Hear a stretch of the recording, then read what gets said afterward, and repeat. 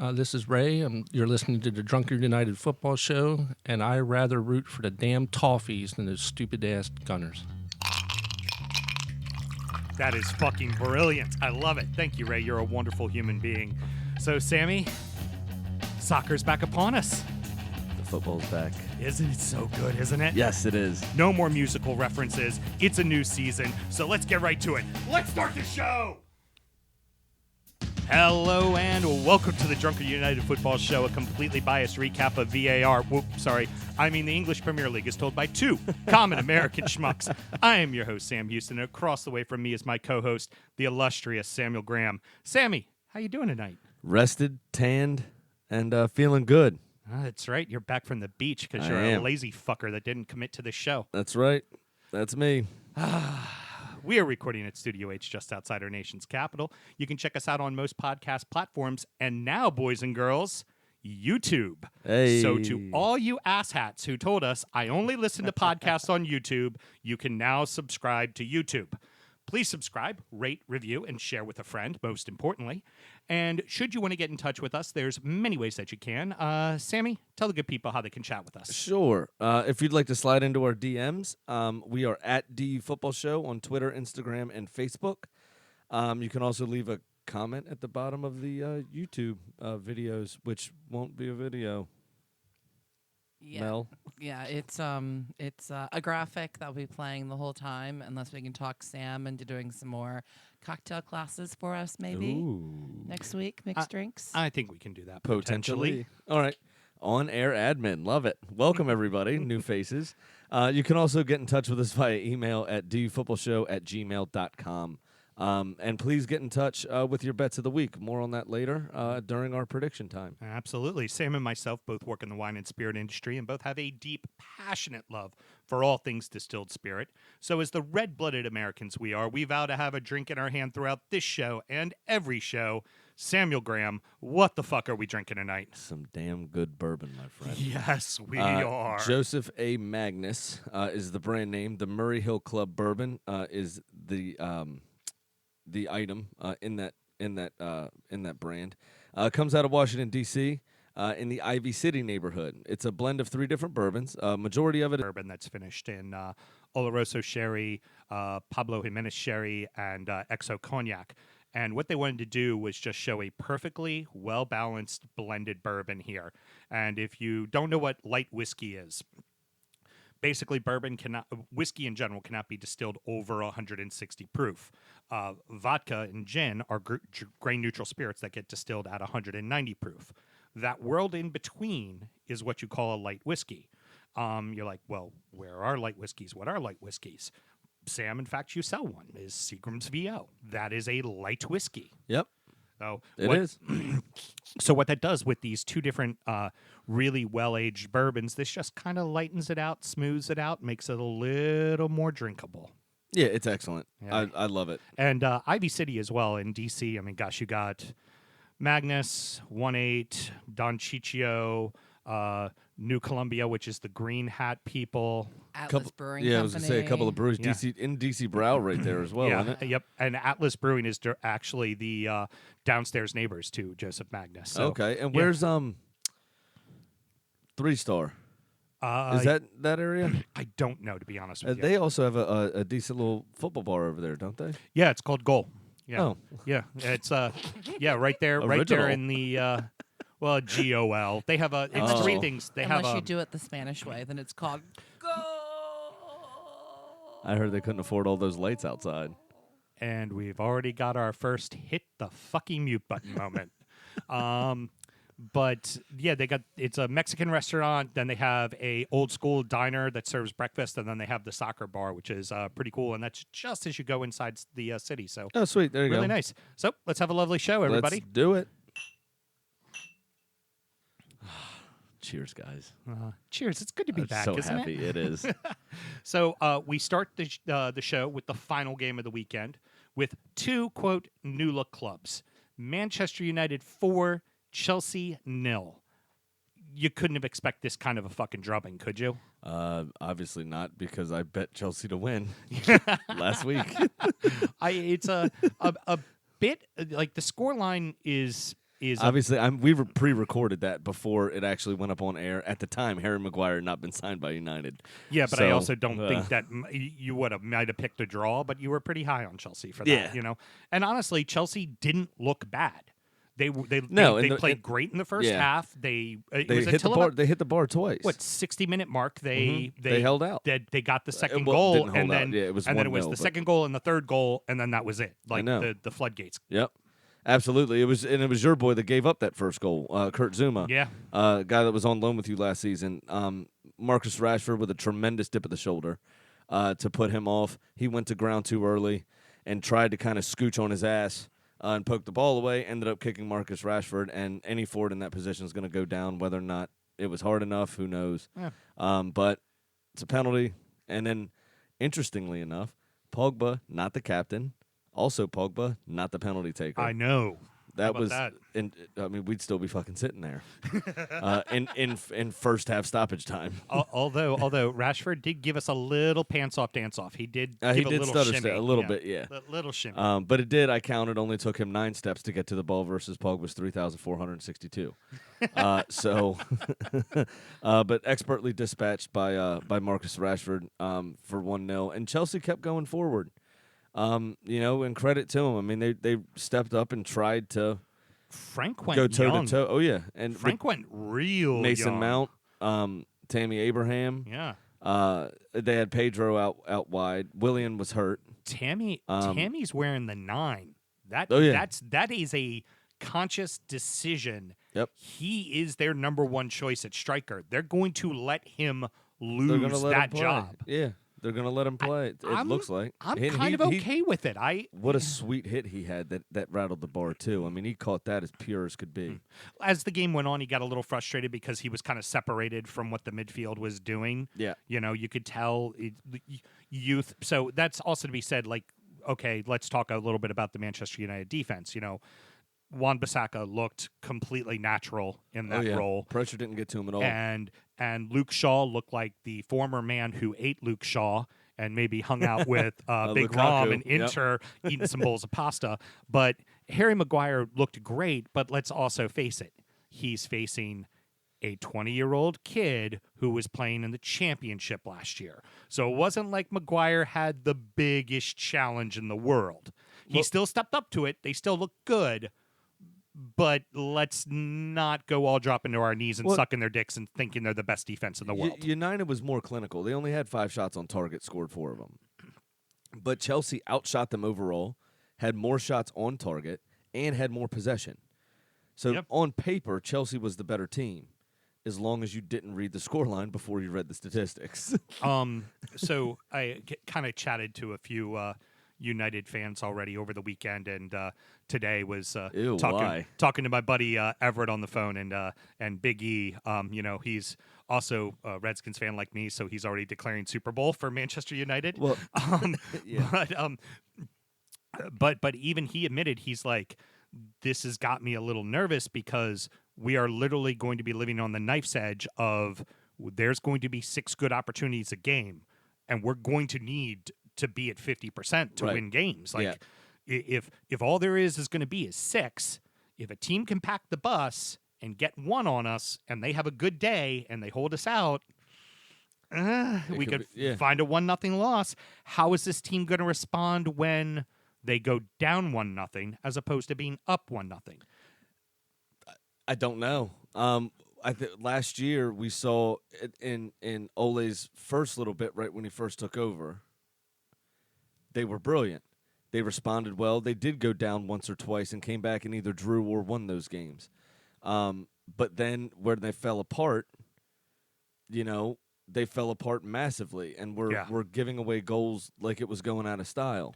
They gave up the first one. The second one came quickly. The third one wasn't much further after that. And by halftime, the game was over. Exactly. So I think part of the question mark over United, if you will. Yes, Ole was in the job for a lot of last season. Excuse me. I think part of the issue is going to be he didn't have a preseason. He came in. Pogba was already on his piss fit. Lukaku was fat, and not firing on all cylinders. Alexis Sanchez hasn't fired on all cylinders since he's been at United, and also picked up that knee injury, I think it was. Yet all of these different factors, right? Yet Jesse Lingard was out for a while. You had Marcus Rashford was out for a little bit. You had all of these different factors. And your defense was mediocre. And you had at to rely, best, and you had to at rely on best. fucking Fred too. Yeah. Oh, So and to boot that all, not only is the defense mediocre, De Gea is having a shit year. Right. So you got all these different things working against him, and he didn't obviously have a preseason. So he's coming in trying to just damage control, trying to finish as high up the table as they can, put his arm around the players a little bit, like we spoke about a few times towards the end of last season of the jailhouse that was the Jose Mourinho regime, and just get them happy and on side again. You know, now with a full preseason, everybody's healthy, everybody's rested. They've kind of trimmed a little bit of the dead weight with Lukaku being linked to go to Inter. Alexis Sanchez being linked with Roma and a couple other clubs as well.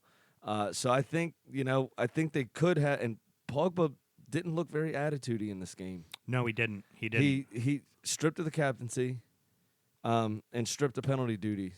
And all the shit we talked about him last year, all signs pointed to he would go out there and essentially go in the center circle and pull his pants down and moon Ole Gunnar Solskjaer from the center circle. There's still And a lot of season for him to do that, though. Correct. But all of those things happened this summer, and he didn't fucking do it. Yeah. He went out there Yeah. and played one of the best games I've seen him play in a United shirt. I hate Paul Pogba, and then he puts off that gorgeous, 40-yard Outside of the long, boot. just little Brilliant. floater. Yeah.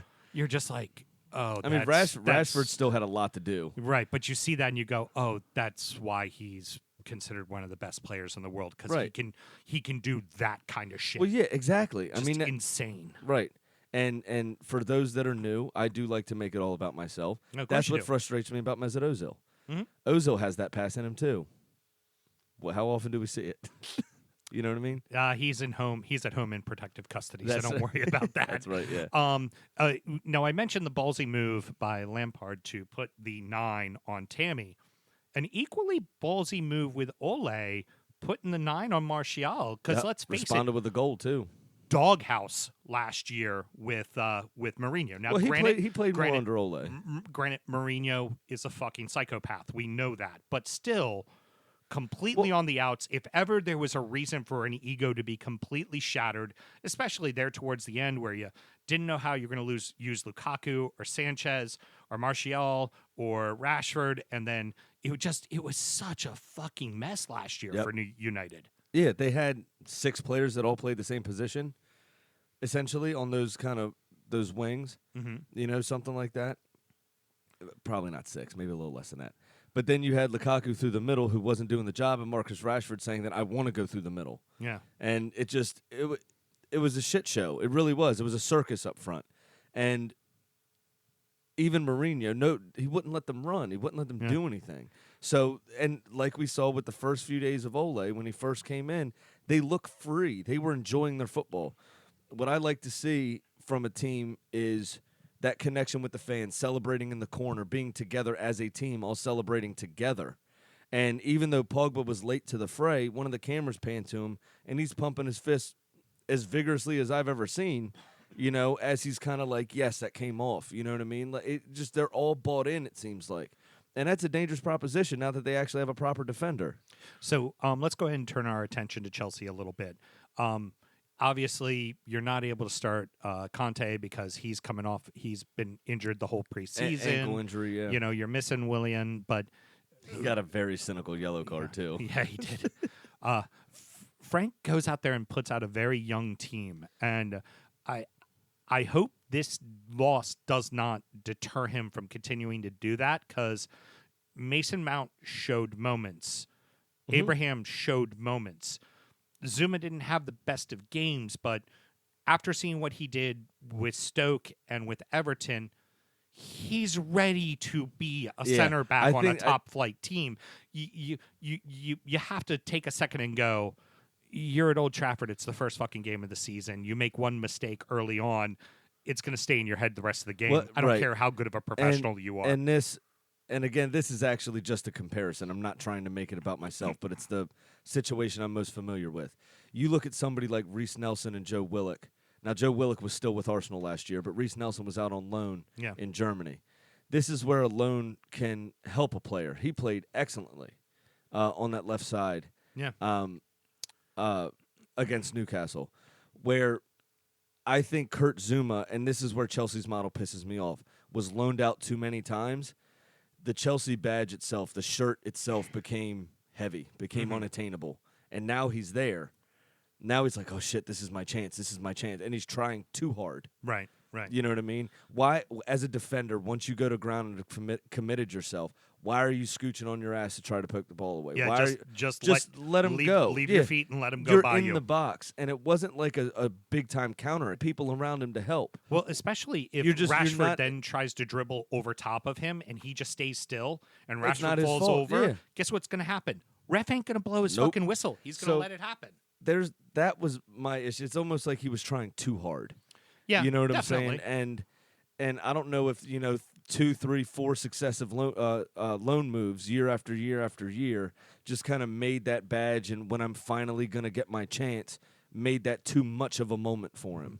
And then another young But player. as you said, he yeah. grew into the game. Then another young player made the pitch. Obviously, our American, Kristen Pulisic, Yep. finally got onto the pitch. That's a tough spot to come into, though. It was. And here's the thing. Credit to NBC Sports. Ride that fucking bandwagon. Talk about them constantly. It's what's going to get American viewers to watch. Please Yeah, go right with ahead. all the casual racism going on in our country, what better club to support? Fucking assholes. Very true. Dickheads. But there is he was put in a tough spot, but I think he's going to grow into this team. I think I hate to admit this, but Ross Barkley is probably the right person to be putting in that 10 role. But For now, just definitely. slowly insert Christian into it. Let him learn how Yeah. how the English game plays. Because let's face it, he's coming from Germany, and Germany plays very clinical football. Yeah. And there's physicality, but there isn't physicality like the Prem. Right. Like Spanish teams and Latin American teams send their players to the Prem to toughen them up. Yeah. This is the get your teeth kicked in league. Correct. And I think it was a masterclass from Frank Lampard with the brilliant preseason that Christian Pulisic had, scoring I think 3 or 4 goals in 5 games or something like that, and adding a couple of assists as well, to manage expectations on him because he is still a very young player, Right. and he already has the weight of the United States on him for his national team essentially. He doesn't need to have the weight of Chelsea on him too. Exactly, and he was the winger brought in the summer that Eden Hazard departs. So obviously he was brought in January, but he was immediately loaned back to Dortmund. So he joined Chelsea in the summer. Not officially was a Chelsea player in January. You know what I'm Right. trying to Yeah, say. yeah. I got anyway, what you're trying to say. He gets to It's a Chelsea. fucking mess, but I get what you're trying to say. He gets to Chelsea in the summer, right? Right. Right after Eden Hazard departs. Mm. So it's like, well, shit. That's You're the Eden fucking Hazard. right. You're the fucking guy. Yeah. You know what I mean? And you're 21. So you're the fucking guy for 10 years. Yeah. Like it's not it's that weight of that expectation again, like with Kurt Zuma, could weigh on him. And I think holding him back and not starting him was probably the best option. Now he brought him in a tough spot in the game when the pendulum was starting to swing United's way. There but was little to nothing he could do. What are you so- going to do? Right. And so I don't think he played particularly well when he came on, but again, I think he was trying too hard. I think he was trying to take on players like Eden Hazard does, and Frank needs to get that out of his head quickly. He needs to play his game. He's done it against Real Madrid. He's done it against Bayern Munich. He's done it at the highest level. And we've already seen from last season especially that Manchester United is no longer the highest level. Right. So instead of trying to be something he's not, he needs to play within himself and do what he does best. And I didn't think he did that yesterday. I already know the answer to this question, but I'm going to finish with it anyways and ask it. Zebras. That's exactly the answer. Cause for concern with Chelsea? Yes.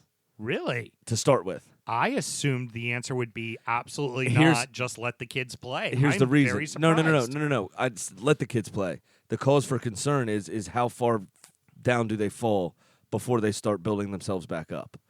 They don't have a very easy start to the season. Overall, I think within the first 6 games, I think they played 2 of the top 6 teams. Yeah. Little foreshadowing. They're in my bet of the week this Ooh, week. let's find out about that later. Wicked whispers from Sam. They but do they rattle off 3 or 4 losses in a row to start the season off and need to drag themselves out of it? If that kind of situation arises, they can't get that defense to gel together, and they're that easily beaten on the counterattack.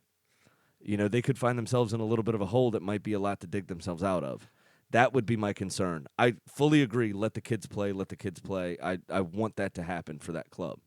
But they could dig themselves a hole. And what's the next team they play? Leicester. What does Leicester do? Counterattack with Jamie fucking Vardy.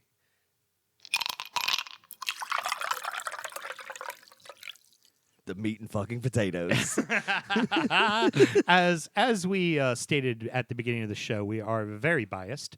So for no good reason, we are going to chat about our 2 teams, despite the fact that they were both really dull matches. Yeah. Arsenal 1, Newcastle 0, Everton 0, Crystal Palace 0. Sammy, please talk about your club, Arsenal. Yeah, so despite having not a lot of the ball, Newcastle actually created the better of the chances in the first half.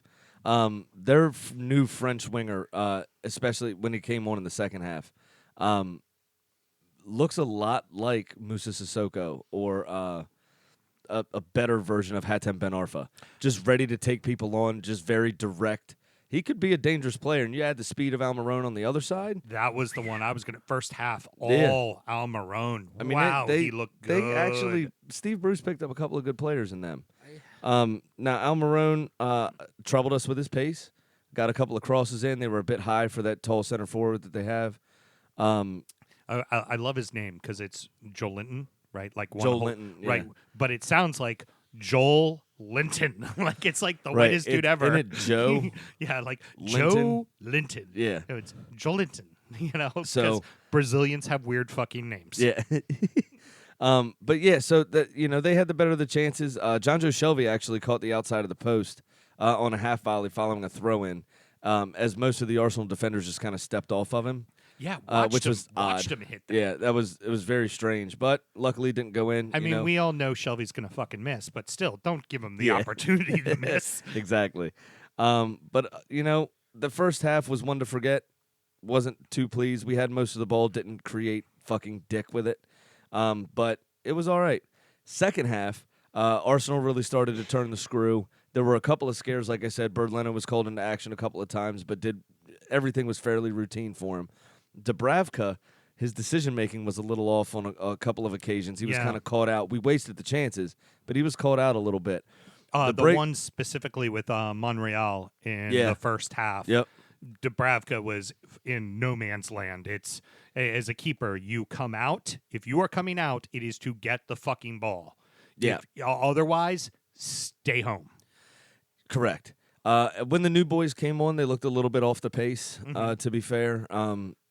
Like they joined just a week ago. I- Which they did. You're speaking the sentiment that I'm about to say about my side as Right. well. So Nicolas Pepe, once he came on, he had his name mentioned 3 or 4 times, nothing major. Danny Ceballos, first thing he did when he came in was give the ball away.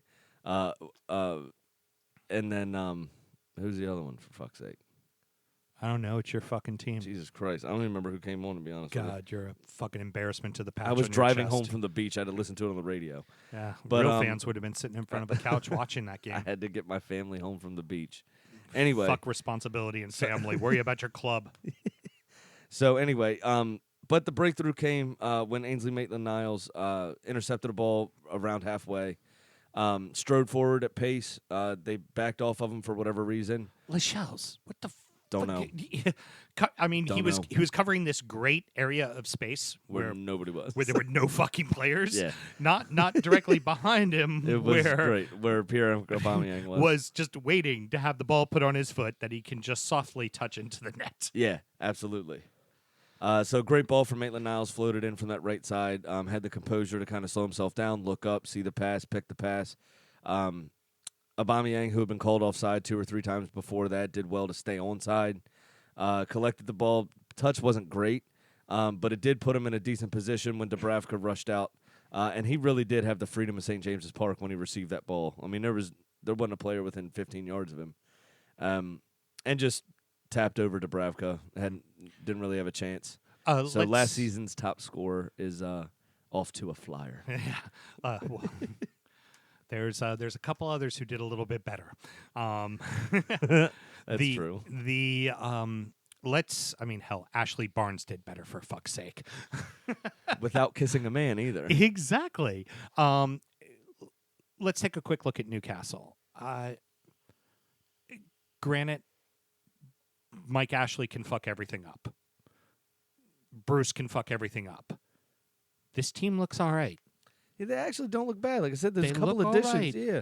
Once they start playing together a little bit more, I think they'll be okay. Solid keeper, solid back line. Like As long as no one gets hurt. They're not terribly deep. You added good pieces. As long as the outside distractions don't get to them. I mean, I know we spent this whole summer talking about Jesus Christ, pencil them in 20th, the way this shit's going. Yeah. But Absolutely. I think they're gonna be all right. They could be safe. I think they're gonna be. I think there are plenty of other teams that could fuck up worse that have less pieces than what I saw from Newcastle. Yeah, absolutely. I mean, I still put them in danger, but I think they might be okay. I think go out and lose to fucking Norwich next week. Right. You know, I mean, it's not without possibility. So I might have to. Nah, I can't do that. That'd be wrong. What's that? Go ahead. Well, I have my 1 through 20 written. I have my top goal scorer. Oh, no. We're not going to talk about that. That's in the envelope. It's in the envelope. Yeah, no. I know. I mean, I put Newcastle in 20th. Oh, So, no. Yesterday's display was decent, so now I'm nervous. Yeah. Might fuck that up again. Here's a hint. I did not. Ooh, look at Alan, you. I like you better than Sam. So let's go ahead and talk about the unenthusiastic hand job that was Everton 0, Crystal Palace Can 0. I quickly mention, while I was on vacation, I didn't realize you could listen to masturbation, but I did. As soon as Mel hit the Z-Cars button on the iPad, you and I could hear Tim wanking from Australia, but you and John in the room, just the clap of your hand against your sack was too hard to ignore. It was a beautiful shared moment. Stop it. So for all that, how did you all come out and do this with your limp dick fucking bullshit you had here? Well, I mean, much like Morgan you. Schneiderlin didn't have a limp dick. Oh, He went straight no. through the back of two people for no fucking reason. Yeah, it's well, hey, mind you, the first yellow card wasn't for quote unquote a foul. It was for the 4-year-old temper tantrum that he threw as he stomped his feet on the ground and sucked on his thumb and held his breath like a fucking Oh, is that the idiot. where he dropped to his knees and Yeah, banged his hand yeah, on the ground? yeah, What a that's dickhead. Which is funny Idiot. because I've heard a few Everton podcasts already over the last 2 days where they're saying, "Oh, it wasn't even a foul." It's like I looked at the replay. He put his foot right into his ankle. It was a It was foul. definitely a foul. Now, granted, the Palace player played it up quite a bit and rolled around and pulled, as we like to call a Neymar. But He rolled the KFC in the middle of the game. Exactly. I think it was But- Patrick Van Arnholt. Van Oh, Arnholt. yeah, it was Van Arnholt. That is a tough one to say. Van Arnholt. That's a lot of nasal I know, going on, yeah, isn't it?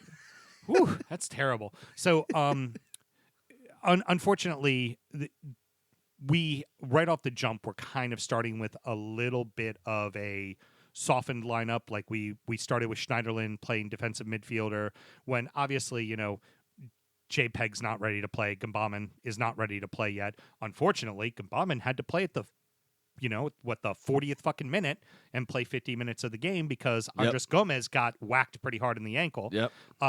Gotta love the English press. 2 titles. One title says, injury looks severe for Gomez. Second article, injury looks to be okay for Gomez. The meat of both articles, the same fucking story. So I'm going to wait till Marco Silva does his presser on Tuesday and says, hey, this is where he stands after being with the physio. So the Premier League fantasy app, which we all know is super accurate and It's always so correct reliable. predicting, they say it's a calf injury with a 75% chance of playing next weekend. And I didn't realize he was a four-name Portuguese. Yeah. Andre Felipe Tavares Gomes. Yeah. He's Portuguese. You didn't know that? I knew he was Portuguese. I didn't know he had 4 names though. Well, I mean, come on. It's Brazilian, Portuguese. They Yeah, all they have all like do it. 25 names. That's just how they roll. You know, there's a lot of fucking saints you got to throw in your name, man. You know, you got to right. cover all them bases. That's right. So, really came down to a dumb yellow card. And while I called it an unenthusiastic hand job, it's still the game actually had a little bit of life to it. Yeah, Gylfi missed there was a couple of great chances from Everton, but Gylfi missed one Gylfi. just inside the 18. Bouncing ball, wasn't very easy to take.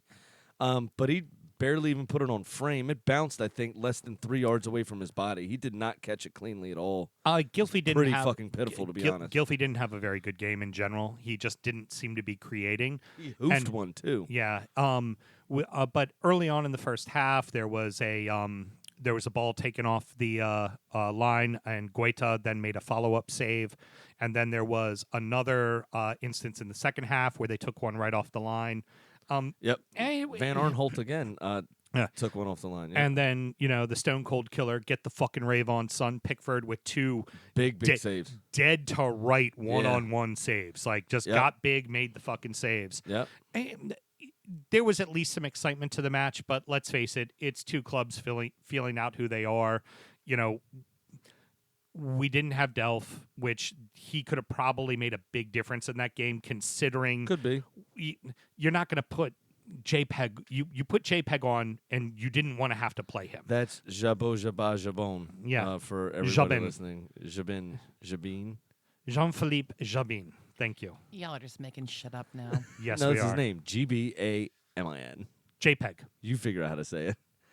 JPEG. But it's Jean Pierre is the first 2, and then G is the start of the last name. So JPEG is what they've dubbed him. So An J- outdated, what unserviceable, fucking and medium for it's fucking pictures. funny. So JPEG.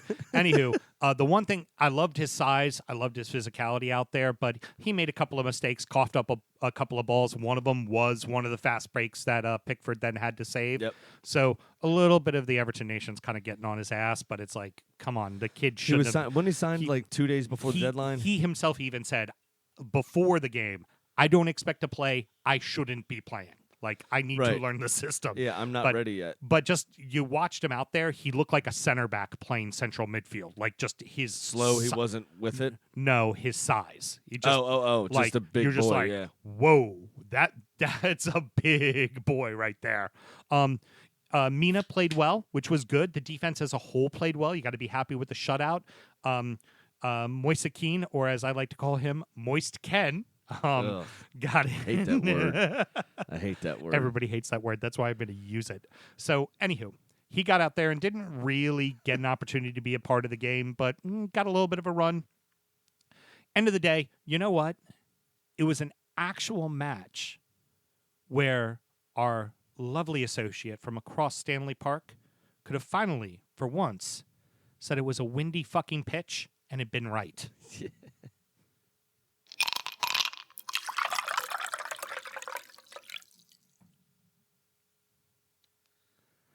The top 2 from last year started the same way this year.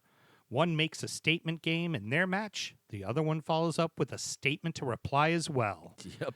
Liverpool 4, Norwich City 1, Manchester City 5, West Ham 0. Yep. Everything went right for the Reds except for, Timo Pukki. well, yeah, Timu, he definitely ruined the parade. But more importantly, which really didn't get brought up very much by anybody in the press, Nope. their starting goalkeeper's out for at least 6 weeks. Yep. Looks like a pretty bad hamstring injury.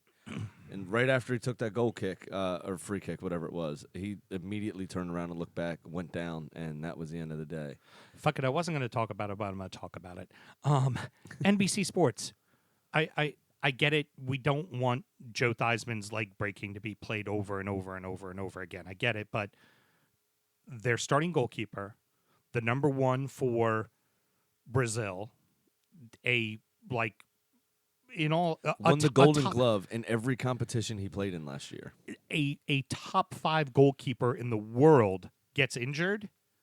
Not even a mention of it the entire weekend by NBC Sports. Not a single fucking mention of it. Yep. No, they don't. In the highlights, like, in the highlights, if Sammy, if Leno had gotten hurt in the highlights, would that have been on NBC Sports in your highlight Probably. package? I know Probably. Pickford got hurt. That would have been in like. What's this like whitewash of we're just going to pretend like nothing's ever happened to Liverpool thing? I mean, I don't know. Maybe the Fenway Sports and Entertainment Group have NBC in their pocket. Who knows? LeBron James walked over to NBC Sports and said, "There's nothing to see here. That's This right. is not the keeper you were looking for." He totally Men in Blacked them and just hit the laser beam so they forgot everything. Yes, producer Mel, if you didn't know that, LeBron James is part of the Henry Group and actually owns a piece of Liverpool FC. And apparently is a fucking Jedi because he could play mind tricks. I mean, come on. You've seen what he's done in the NBA to every single team he's been at. That's This is true. not the coach you want. I will select your next coach for you. He will do whatever I say. Right. I am actually your coach. All right. This is my puppet. So let's actually talk about the good thing, which was Liverpool on all cylinders. Killing it. Mo Salah getting on a score sheet, which was an excellent finish. Yep. Divock Origi picking up where he left off with a decent finish of his own. Virgil van Dijk had a really a men amongst boys header. Just in general is ridiculous. But what I really want to talk about is the first goal of the entire season. The very first goal Go ahead. was a very unfortunate own goal. Yes. And it was very funny. It was some schoolboy shit, and really showed, not necessarily showed, because I think Norwich did have flashes We're of in the decent Prem. play. Don't fuck up. Don't fuck Right, up. don't- We're in the Prem. Ah, Don't fuck fucked up. up. God damn it. Yeah, exactly. And I do have his name here. I actually looked it up. His name is Grant Hanley. You know what it was? So it was a very close to the Grant Holt wish I had a couple of weeks ago. It was a farking farce, Sam. It was. It definitely was. But yeah, like I said, Norwich had a couple of good passages of play. They had a couple of chances, forced Adrian into a couple of saves. Allison too in the first half as well. Before he went off, yeah. Salah also nabbing an assist off of his corner for Virgil van Dijk's header, and then Trent Alexander-Arnold picking up where he left off as well with an assist. A lovely floated ball again, early cross from about 30 yards, 40 yards out for Origi's goal. So I'd like to say more about the Reds, and I don't want to be completely slanted as an Evertonian, but honestly, the more interesting story, the more questions in this is Norwich, because let's face it, Liverpool did exactly what the fuck Liverpool is supposed to do. Correct. They went out, they kicked the shit out of a weaker team, they took it to them, they got the job done, goals for everyone, they looked good. Other than the keeper getting hurt, there's really nothing more to say. You did your fucking job. Well done. There's not much more to say. Correct. And I would call Jurgen Klopp Oprah, except for it seemed to be that Pep Guardiola was. You get a goal, and you get a goal, and you get a goal. Because in that game, finishing 5-0 was absolutely ridiculous. With some of the signings they made, we thought West Ham, and trimming some of the dead weight that they trimmed, we thought West Ham was going to be a decent enough club. I mean, obviously, City's hard to open up against, but you're at home. You roll over 5-0.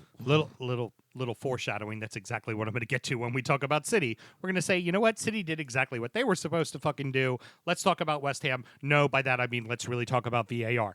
But let's get back to the topic at hand. Norwich, we're talking about teams that have weak defenses, right? So like in your instance, like your squad, we say, hey, you're probably going to win a lot of games 5-3. I watched Norwich play. Not with Sideshow Bob Sr. Right. Well, okay, so I watched. Yes, very well. We have Junior also. I know. Yes. Okay. No, the original Sideshow Bob is my boy, Marion Fellaini. Well, that's true. That's the original Sideshow Bob. But the thing with Norwich is they look like the team that is going to lose a lot of games 5-3. Yep. I could definitely see that. I mean, like I said, they had some pretty decent football, and I can see them picking some teams apart. Timu Pukki is fucking legit. Yeah. Fuck, he's good. Absolutely. And it's not even just the goal he scored. He was all over the place. It was against Virgil fucking van Dijk, and he got behind that line 4 or 5 times. And it was like, wow, this team's going to frustrate some people, and there's going to be games where Like they shockingly beat Leicester 4-2 at home, but that's it. It almost reminds me of Blackpool about 8 years ago. That Yeah. came in like a fury, scoring goals. We're going to be offensive. We're going to come after you. And then by promptly the got end their- of the season, they were in 19th place and getting the shit kicked out of them. Yeah. Like- I could see a lot of Fulham in them, just better than Fulham was. Yeah. So Fulham tried to play the football, didn't score the goals, got scored on a ton. This I is could a- see. This I is a could see team you don't want the Norwich. first 5 weeks of the year. Correct. And I mean, for them, why not step up and have a go at Liverpool at Anfield? Why not give it a try? You know, they may change their style, you know, throughout the course of the season. But you're catching Liverpool cold. Yeah. You know, it's a perfect time to play them. Yeah. And well, I mean, now you just fucked it up. But, you know, let's face it. You look at the schedule and you go, well, at least I'm getting City out of the way. At least I'm getting Liverpool out of the way. At least I'm getting Spurs out of the way. And they all whooped your asses in every single one of those Right. instances. so like- maybe you shouldn't go toe to toe with everybody, you know. Yeah. But it is what it is. And while I liked what I saw out of like someone like Timu Puki, he will be a great striker for Leicester or West Ham next year as Norwich goes down. Very true. So moving on to the City match. As you kind of have already hinted, goals galore, a hat trick for Sterling. The man learned how to finish. We're in trouble. Yep. We are in like he was always fast. He was always talented, but he always seemed to figure out how to fuck it up in the final third. Absolutely. He ain't fucking it up in the Nope. final third no more. Not at all. Ooh. I know. He had a hat trick. It was brilliant. And had one chalked off for VAR. Hey, remember, elbows are offsides apparently, you know. Well, I think it was a shoulder, which is a legal part of the body, So, it is very easy for us to go versus ahead and hands, just which are illegal. it's going to be very easy for us to just go off about VAR. I say let it simmer because in a few weeks we're going to be looking for topics. And right now we've actually got a lot to talk about. So just let it be known, listeners, fuck VAR. Yeah, I hate VAR. Fuck VAR so fucking much. can't stand it. And we're just going to let the case build very slowly but surely. What you were getting at before, West Ham. Okay, you're going to lose to City when you play them the first game of the season. That's going to happen, right? We did it last year. Don't fucking lose 5-0. That's terrible. Don't get your fucking asses kicked. That's terrible. They did everything right this offseason. They trimmed all the fat. Yep. They got rid of the asshole Arnautovic at striker and brought in a new, young, big, great striker. And Yep. They got rid of Andy Carroll. just They took the medical transport up to Newcastle. all the fat is gone. By the Yes, way, I yeah. forgot to mention this. Did you hear his interview? Somebody asked Andy Carroll. Somebody asked him. They were like, "Yeah, so where are you in your fitness? You know, you're almost match fit." Blah blah blah. His response was, "I'm running outside." Well, good, fucker. That's where most of our fucking games are. I'm having a jog. Yeah. So It's too funny. All right, sorry. Back to And- West Ham. and it looked like in the first half the defense was good, playing well, and then by the second half it looked like the start of last year for West Ham where everything was just a fucking mess. Yeah. I mean, I hate to admit it. This next game, game fucking two of the season, is actually of dire importance to West Ham. Yeah, The absolutely. way you got your ass fucking whooped, you need to I'm with you. woo. Yeah. There, Sebastian Halle didn't even have a shout. you look at that They entire only managed team. 3 shots on target the entire game, despite having almost half the ball. They're a good team. They got a great coach. You do not get beat fucking 5-0 I know. in your home opener. Well, Manuel I don't Pellegrini. care how good fucking City is. Pellegrini had a big problem with a lot of the tactical fouls that most of the City midfield was laying down. You know, as soon as West Ham got the ball back, you know, they were surrounded. A lot of people had problems with it last year. So, you know, David Silva, and they spread the fouls around so nobody gets cards. Right. But as soon as you get the ball, it take more than 2 touches, they chop you down. Stop the counterattack, but not blatantly, obviously, you know? I personally, I call that smart football. Like, It's a physicality. It's the way you should play the fucking game. I mean, there's a bit of a chess match to it all. If people are going to dive and roll around on the ground like their leg is falling off, you know what your job's to do? To remind them that I can take out your knee at any moment. If anybody Knock 'em knows around. that, it's me. Come yeah, on. fucking knock a guy hits. That feels like a bit more of an excuse than it does an actual, real legitimate. No, I hear you. complaint. No, absolutely. And it's City. They're deep, and they were rolling. You can't beat it. You can't beat it. And Gabriel Jesus stepping up and getting the first goal immediately right off the break. Mm-hmm. I think he's starting after his very successful, except for that temper tantrum he threw where he punched the VAR screen walking off. After his very successful Copa America, I think he's starting to understand how to broaden his shoulders for the expectations. And I think this is a big year for him. Could be. I mean, that was one of the big question marks we talked about in the summer when we were talking about City is we know the kind of a player that Aguero is, but at some point he's just going to start to get too old. Yep. And will Gabriel Jesus step into the role to become the next big striker for this team? And Right. it's starting to look like he's starting to get it. It seems like, Pep is starting to get into his brain and it's starting to work. I have to say this, and we'll end on this, is no offense to Liverpool, I don't know how on earth they're going to beat City this year. Rounding up the rest of the league in our segment we like to call, Oh, so that happened. Tottenham 3, Aston Villa 1, Burnley 3, Southampton 0. I don't know how to pick fucking games. Brighton Hove Albion 3, Watford 0. Technically, it was better than mine. Yeah, it was better than yours. Leicester City 0, Wolverhampton 0, and a truly unenthusiastic hand job That of was a game. a terrible game. I watched that one because you were watching your fucking team play, so I watched this one. And then finally, Bournemouth 1, Sheffield United 1. Let's go ahead and start off right off the top. Villa was lively. They Spirited. looked really good. Yeah. But at the end of the day, you're playing one of the best 3 teams in the league. Well, And Harry Kane's going to do what Harry Kane's going to do and get a brace, and you're going to lose. they held him off to 70 minutes, and I mean Spurs had their chances. Tom Heaton made a couple of fan-fucking-tastic saves. You'd think he went to Liverpool with this injury is crazy, right? Yeah. If he went to Liverpool and he would have been doing this for them, it would have been nuts.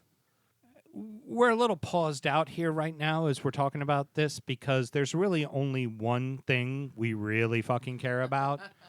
Hey, everybody. Tottenham beat Villa 3-1. Yeah, but those of you that were with us last season knows what's about to happen with Melissa's #Villanista.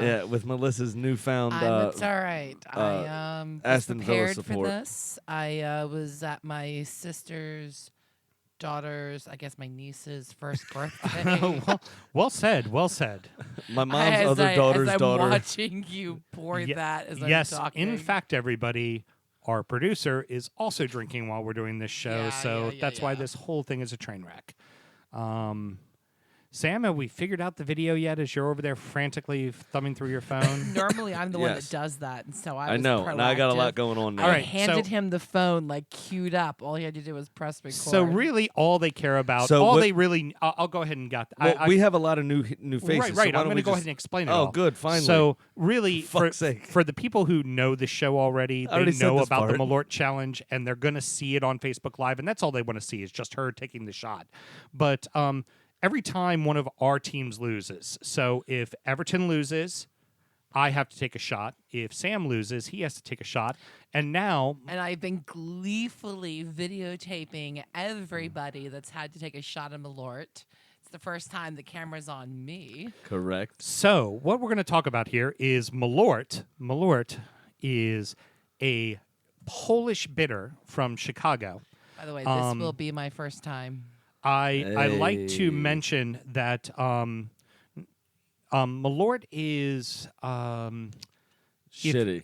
if Earwax threw up It is widely considered the worst alcohol in the world. It smells like it could take stickers off of a, like, Honda. yeah. Yeah. Off so, of a millennial's Honda. all right. So, with that being I said, trailed off. Sorry. the villains lose. Melissa needs to take a shot of Malort, and what we've also affectionately now call this is Mike Ashley in a bottle. So, Melissa, enjoy your shot of Malort. Heaton, I still love you. So up the villa, and here we go. Oh, it's so gross. Just thinking about it. Oh yeah, earwax and alcoholic earwax. Ugh. The best part And is here comes the the bile. bile. The bile. It just starts to taste like you threw up in your mouth, but you didn't throw up in your mouth. It's just there.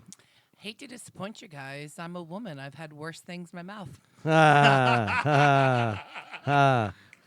That's right, boys. She's married to me. And on that note, I also do want to have a quick mention for my fantasy team, since we're sliding into DU After Dark here. They got a solid The aftertaste. 69 points. Yes, thank you. Oh, by the way. Sorry. The aftertaste is starting to come up, and it is not good. No, it's not. All right, so Not fun. we do need to make sure that we get this segment done, but I do need to mention real quick. DU football show. There was Sam Graham calls me and says, "Hey, should we do a fantasy team?" And I say, "Well, let's not do a fantasy league this year. It's a little too close to the season. Let's take our time. We want to do it right." Sam Nope. Graham at Got drunk. 2:00 in the morning on Facebook talking to fucking Lindsay, our Villa friend. Bless your little cotton socks. Next thing you fucking know, Sam's like, "We got a fucking fantasy league." And I wake up in the morning and I go, "We got a fucking fantasy league." Okay, so I was like, yeah, Sam, shit happened while you were passed out. so I liked so all the pretty colors I put on our story when I was Oh, drawing with the Jesus. lines. Me too. Sam Graham just hammered, playing with his phone, drawing. Look, it's a blue line. It's a yellow They were line. all arrows. I made a little arrow, and here's a heart and a little unicorn. But I just assumed Tegan did it. so Fuck off. so anywho, I to those of you who were not able to join the league or are going to join the league late or whatever, this is we're just doing it for fun. There's no prizes. We're just going to dick around. But going into next season, we're going to do a legit fantasy league and we're going to have fun with it. And hell, maybe even do fan track and do like a draft and have like people come over Depending and do a how many draft. people we get in, yeah. Depending how many people we get in the league, sure. Do a live draft. Do a live Ooh. draft show. That That might would be be fun. pretty fun. Yeah. So, all right. So let's go ahead and get into Burnley and Southampton. As we said, Are Ashley you not going to Barnes. mention Ndombele's goal?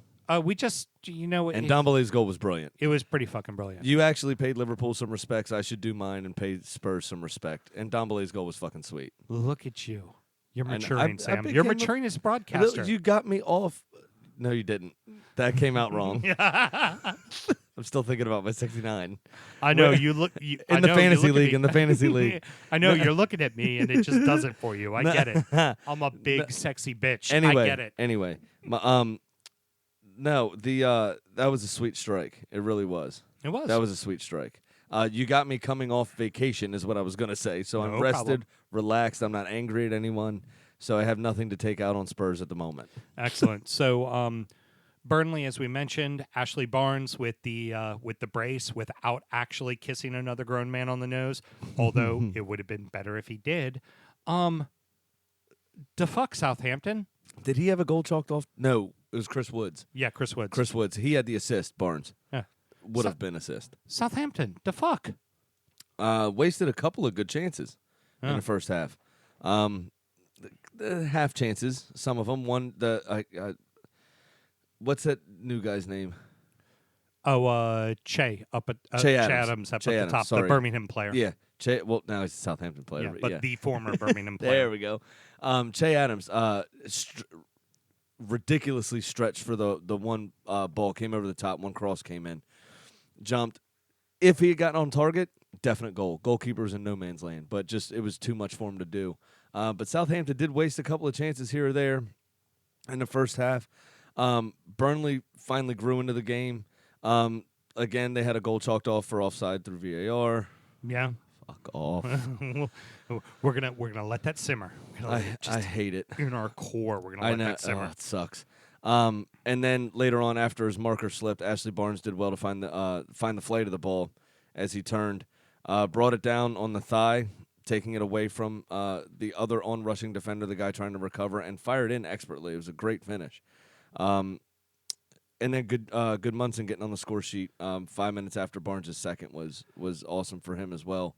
A tidy little finish from him. Pardon me. Hate to admit this, but this early in the season, the first game, this is actually a 6-pointer with a 3-point goal differential. Oh yeah, That's actually absolutely. This Absolutely. game at the end of the season when you're Could looking at mean if something. one of these two Yeah. teams is in 18th place, this game is what you're going to fucking look at right here. I mean, this Yep. really does state it.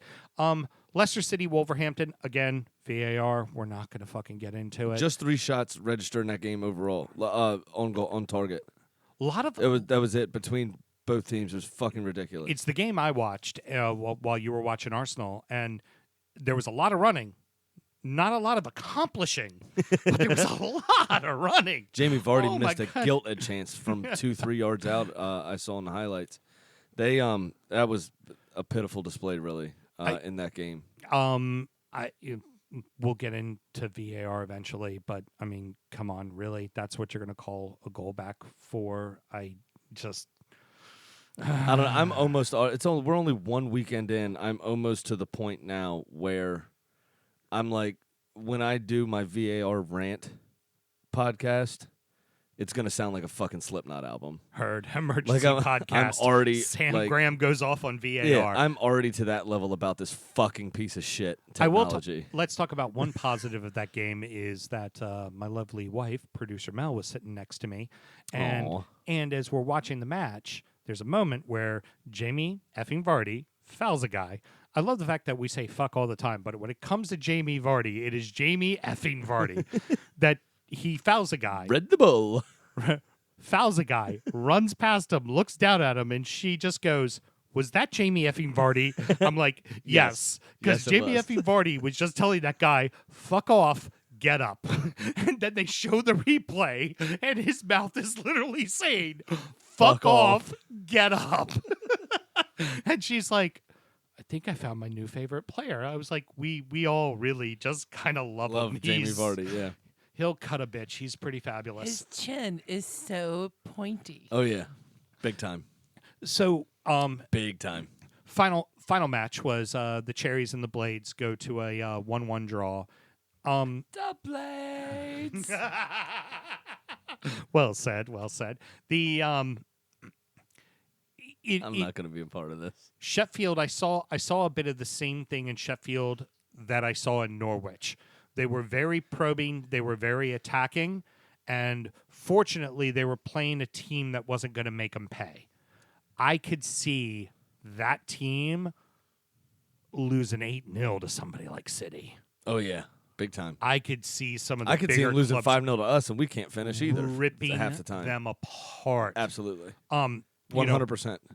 It was a pretty open game. It was actually an entertaining draw, to be honest. and it There was, and it's- wasn't a ton of shots on target. I think both teams only registered 3. and the goal, but the it was goal, end-to-end stuff. I mean, they were all over the place and kind of chippy at times. Oh too. yeah, oh absolutely. It was good. The goal for the Blades was a player who was with them. Billy from, Sharp. Yeah, from League One. Yeah, joined so- them 3 years ago or 4 years ago, whatever it was, in League One, and has come up with them to the Premier League. So a lovely story. You know, we always love the romantic side. Yeah, it's a lovely fabulous. story. Yeah, it's awesome. He scores the goal, and was it him that grabbed the security attendant by the face and shook him? and shook him. Yeah, Just grabbed him by the face and went, "Oh my I fucking did it." god!" Yeah. yeah. Did you also hear the story where apparently they typically go for a walk through the town before the game for whatever reason? I did hear Did this. you hear This this? is fabulous. Yeah, and so they're walking through the town, and apparently they walked by a pub where a bunch of Sheffield fans had been all day, and they've just come outside pissed drunk. Well, hey, lads, hey, come on. And they sat there with them for a few minutes to just fuck with them. Kind and of, then you know, for they pissed back off to the stadium. for those that are American listeners that are new to football as a whole and have been listening to us, this is part of the charm of what English football is. Like, you would never see an NBA team or NFL team or a Major League Baseball team. Like, you wouldn't see those teams go out and do that kind of stuff. Yet in England, Sheffield United just walks around the town. Hey, we haven't been to Bournemouth before. We haven't been down to the South Coast. Let's walk around and check it out and see what it's all about. Pretty it's fabulous. awesome. It's great. Mesut Ozil getting carjacked, all those things. So one final question to wrap this up. Bournemouth pretty much kept everybody. And I know we think the league might have figured them out, but do you think they're going to be all right? Yeah, I still think they'll be okay. I really do. They will need to pick up some points in the games that they need to, like this one. This was the one should they have been needed. this should have been a 3-pointer. Yeah. But they failed to do so. Foreshadowing to our next segment. Normally, it's a pretty safe bet to pick the Cherries to win at home. Yep. So I don't think so. I think it's just early season rust, but they're going to need to pick up some points and pick them up quick, because they'll go through a stretch where they'll play 4 of the top 6, and then 2 or 3 from the next, and you could see them like sink like a stone again, like have they a did last December year, with like 9, last December. 9 losses in a row kind of deal. So they'll have to pick up some points, and we'll see what happens with them. I don't think Eddie Howe's job's not safe, but they may want to think about talking to him about some of his tactics from time to time. I'm at some point, Eddie Howe is either going to lose his job at Bournemouth, or he's going to move on to another club.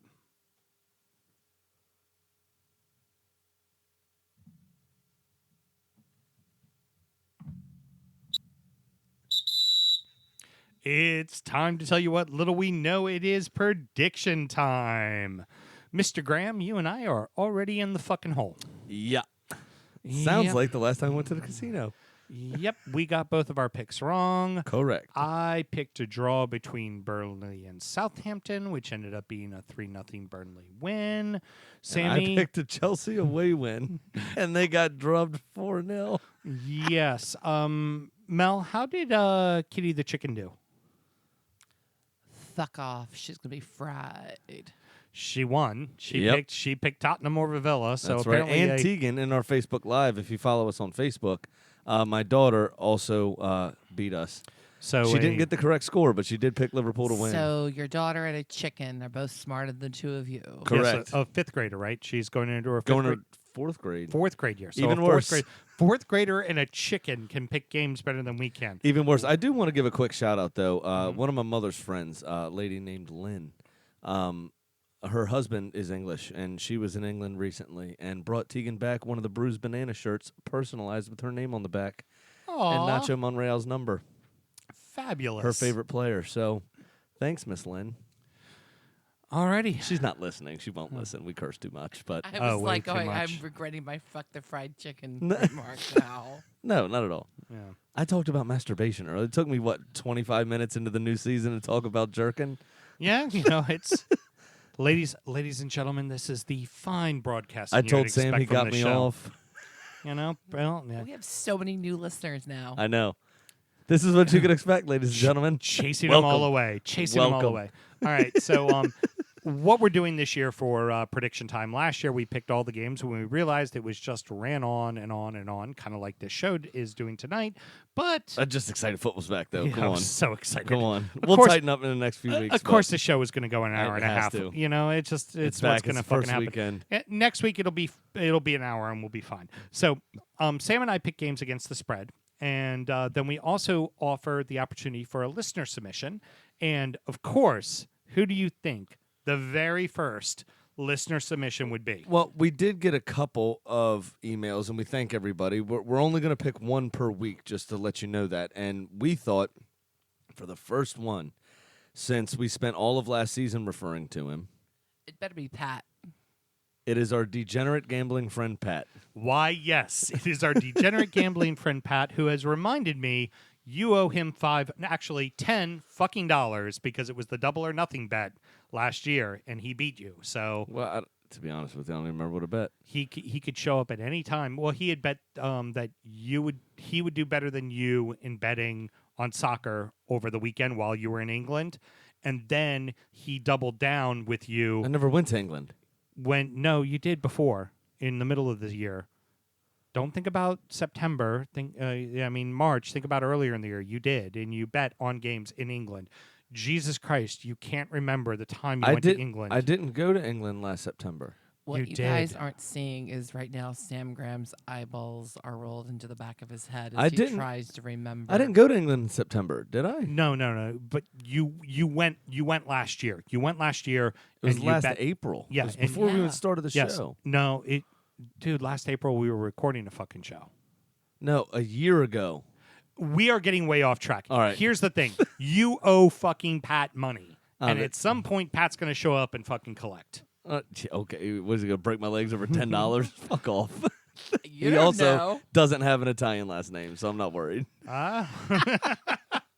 So, Pat this week, what he wanted to do was for his bet, he was looking for something that would be a little bit more entertaining and wanted to make sure that the bet would be something that is going to be on TV since he doesn't have gold because he's a degenerate gambler that only watches soccer because he bets it He and likes makes to him bet money. on it, yeah. Exactly. So the game that he was looking at is Tottenham at Man City, which, let's face it, is not a game you really want to bet. So you don't really want to pick a winner because with Man City, you got to risk 300 to win 100. And then you look at the goal differential, right? The spread is for, at 1.5 goals is a minus 110, right? So what he's doing is he's going to take the over of a 3.5. So there has to be 4 goals in the game. Has to be 4 goals. Did he name a club, or is it just It's 3.5 in the game? Just the Yeah, scores. so there has to be Yep. 4 goals or more in the match. 4 goals or more, which there has been in the last 3 meetings that they have played. There's been over 4 goals. So what he's looking to do is he's going to go ahead and pick the over on the 3.5, and he risks 105 to win 100.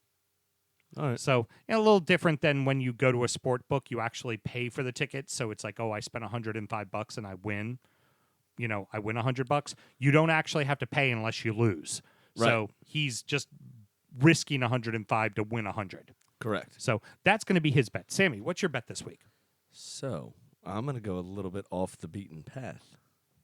I don't know if you're ready for it. Okay, go ahead. Hold on, I lost it. This is always fun. Brighton, West Ham, here we go. All 3 win me money, win, draw, or other team win. Okay.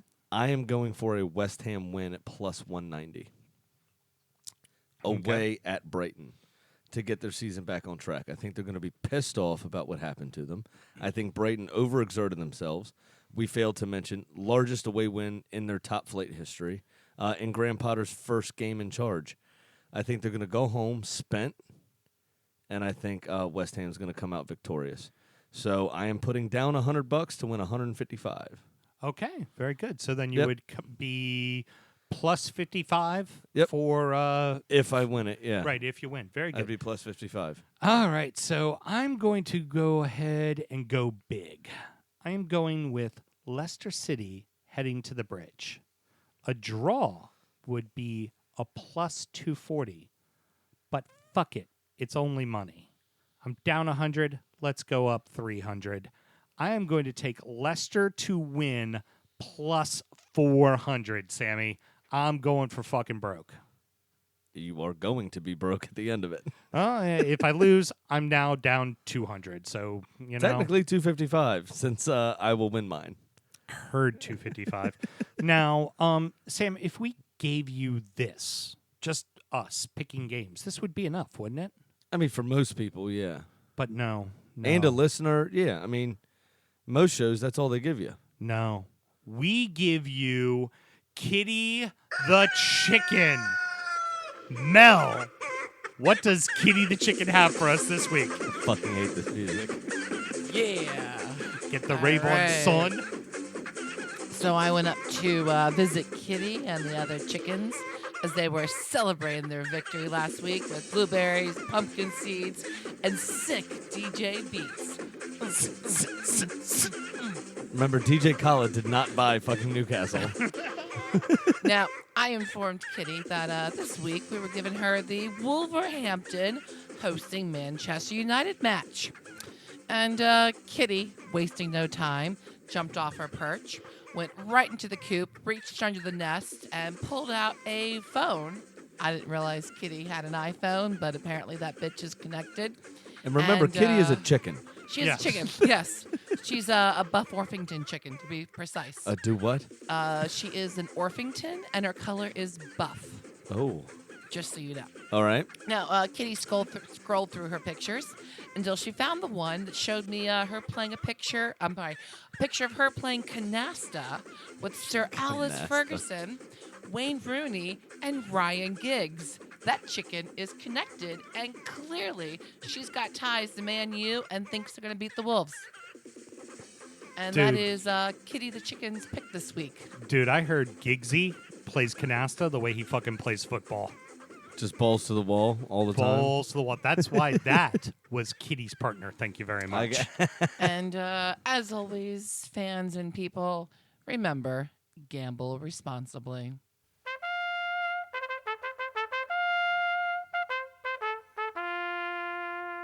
All right, ladies and gentlemen, the moment you've all been waiting for, the true, besides the Arsenal segment, of course, true meat and potatoes of the show, is how our fucking adult team did.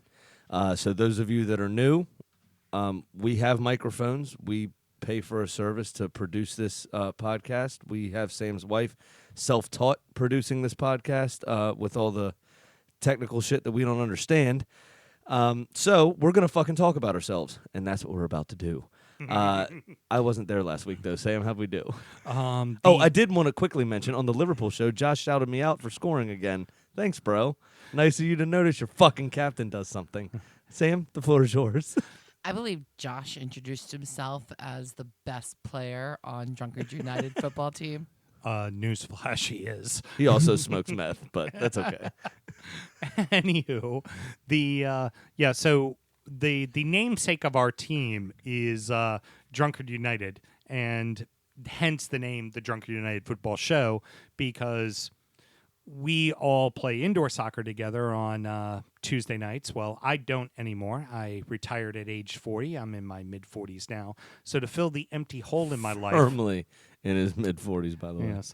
To fill the empty hole in my life, I spend it every Tuesday standing on the sidelines yelling at a bunch of grown men. They laugh at me for yelling at them, and then I remind them that I am a grown man yelling at other grown men, and you are the grown men allowing me to yell at you. Correct. Yes, That happens exactly. frequently. So how did Drunkard United do this past Tuesday? Yeah, I didn't pay attention. Oh, we fucking sucked. We got our asses kicked. Nice. So we started. What was the score? Do you remember? Oh God, I've got it. I got it pulled up on my. 8-3. I want to no 8. Hold on, I got it. I have it. 8-3. I think we got worked. I'll link it in the show notes. We Thanks. got worked. So That would be a 9-5. 9 to 5, Not as okay. bad. Yeah, not a We- total drubbing. oh, that's right. Yeah, we got 2 in the second half. So we started. Losing 9-5. Thanks, appreciate it. Hit the fucking there you mute go. button. There you So we started the game lively. We went up 1-0 early. At halftime, we were up 3-2. Seemed like things were going well. And then within 5 minutes of the second half, we were down 5-3. Nice. And then it just went downhill from there. Sweet. Yeah. I wasn't there to get a card and galvanize the team, obviously. Yeah, it was funny because, we had gone we started the season 0-2, and then we had rattled off a couple of really kind of gutty ties against the team who had won the league the last 3 times and the first place team. We rattled off a couple of ties against them. This was the team down at the bottom with us. If we had gotten a win, we'd have been into a playoff position, and we firmly shit the bed. Well, I scored 3 weeks in a row, and I wasn't there for this one. So I think I see what the problem is. Okay, well then, you know what? Tomorrow night, I'm not going to be here either. oh fuck, you I have suck. I have to drive Tegan up to her mother's house. Okay, well, So we have to leave at 7 or so. I'm okay, not going to be there. We'll be okay without you. So that about wraps it up. Obviously. Fucking obviously. Stomping all over it. So that about wraps it up for us, boys and girls. Sammy, as you decide to cough up half a fucking lung while you vape. Jesus. Sorry, I'm back. I'm sorry, bro. Did that jewel get in the way? Sorry, bro. My Jewel and White Claw made me cough. Tonight's show brought to you by Jewel and White Claw, the combo that works. I mean, it's just a vegan Four Loko, right? Oh, There's there's no laws when you're drinking the claws, bro. there is definitely going to be a White Claw episode Oh, where we damn drink straight. where we drink the White Claws. I think the So- final day of summer is a perfect idea. So Sam, do you have any parting words for us? I do, but I'm going to hold off the main part of those. The only thing I want to say is thanks to the new faces for coming in and checking us out. Hope you stick around. Make sure you hit that subscribe button. Share us on the social medias. Email in. We love to read out submissions from the fans, from the listeners. We also love, we need bets of the week, all that kind of stuff. But we love interacting with you guys. Thanks to everybody who talked to us during games this past weekend. It was awesome. Y'all slid right back into it. It's wonderful. But the majority of my parting words I'll save for another day. That's right. For regular listeners who have listened to the show before, we're going to give you a little bonus episode on Thursday, which will be the illustrious Sam Graham transfer recap. Have you had enough whiskey yet, sir? I would say we need a couple more drinks before he's ready. I for have that. had enough whiskey. I'm double fisting. That I just cheersed myself. a boy. So, just to reiterate Sam's sentiments, thank you very much for joining us, boys and girls. We really appreciate it. If you're new to the show, just know we love to chat. Had a blast talking with everybody on Twitter this whole weekend during the games. And, check out our new YouTube page. Please subscribe. Let people know what we're doing here. I like to deem us the People's Show, and this is what we are. We want to be interactive. We want to be a part of what you guys, we want to hear what you have to say, and we want to make this a fun, kind of cool, just different experience from what other podcasts are doing. This statement does not reflect the views or opinions of one Samuel Graham on the Arsenal side of the table, as the People's Club is Everton, and I will not support anything that goes with that.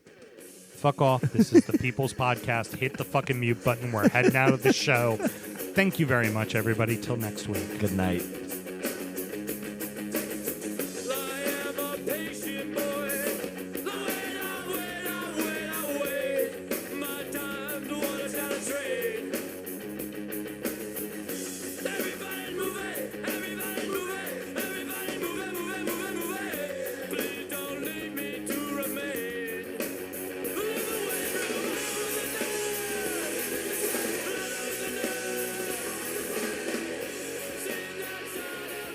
Hey, I don't care that you were in your phone. Didn't bother me one bit. It was the talking that was the issue. It's well documented. Houston likes the sound of his own voice. Fuck off. I'm brilliant. I write the funny. You all just bask in my glory, okay?